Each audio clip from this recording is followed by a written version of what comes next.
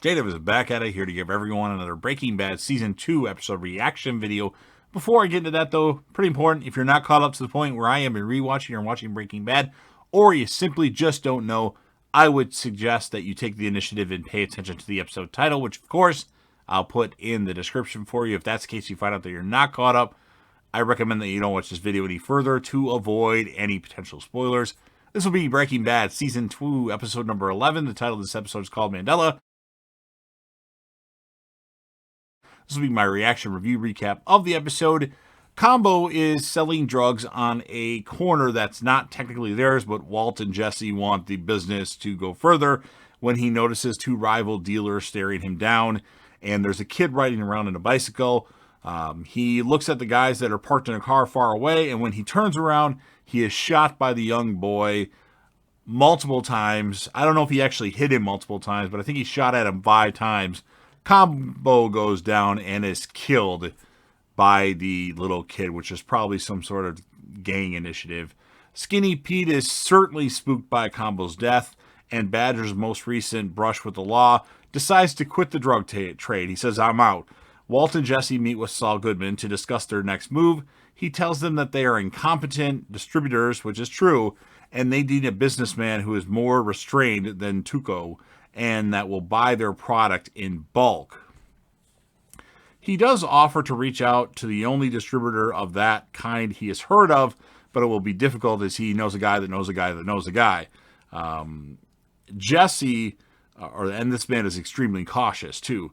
Jesse is distraught that he got Combo killed, and that night tells Jane to leave his apartment so he does not harm her recovery, as he wants to smoke some meth. Now, Jane is about to leave the apartment, and then she turns around and goes to Jesse's room and gets down with Jesse. So Jane has relapsed. Now, we don't actually see it at that point in time, but we do see it.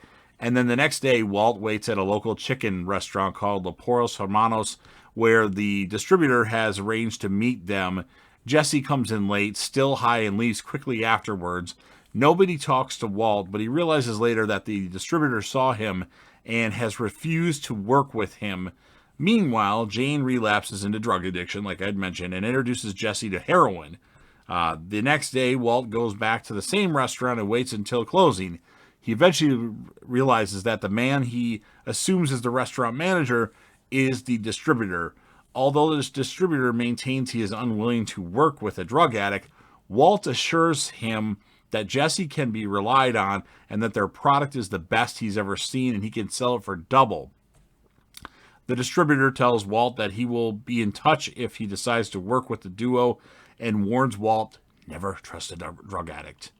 Skylar helps the company celebrate her boss's birthday, Ted Beneke, when she sings him a sultry version of "Happy Birthday, Mr. President."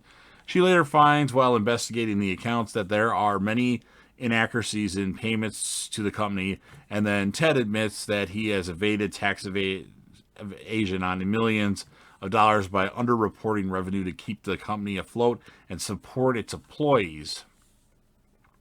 Skylar says that she will not turn him in, but cannot be a part of his illegal doings. However, she later comes back to work for him.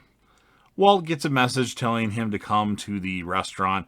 When he learns that the distributor is not at the restaurant, or is not the restaurant manager, but the owner of several Los Porros Hermanos stores, Gustavo Fring, the actual manager who is oblivious to Gus's criminal activities, tells Walt that Gus is not currently at that location. Just as Walt is about to leave, an associate of Gus named Victor blocks him from exiting and tells him to deliver the meth to a truck stop within the next hour in exchange for $1.2 million in cash. Walt rushes to Jesse's apartment and breaks in while Jesse and Jamin are in their heroin-induced haze. At the same time, Skylar goes to labor and tries to contact Walt. Walt is tortured by what he has to do, about the choice he has to make here, but he still decides to make the transaction anyway, and that is how the episode ends. So pretty interesting episode. The stuff with Jane and Jesse is pretty sad. Like, Jesse didn't want her to be there to do this stuff, but she did it anyway. We get the introduction of Gus Fring, who is a very awesome character in Breaking Bad. We'll see a lot of him in season 3 and season 4, a lot of him.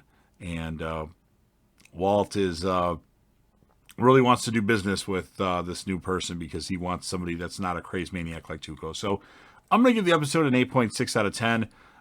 Character of the episode, it could have went a couple different ways. I'm going to give it to Walt because Walt figured out that the manager of Los Portos Hermanos was the person that was going to meet him, as he was keeping his eye on him the whole time he was there.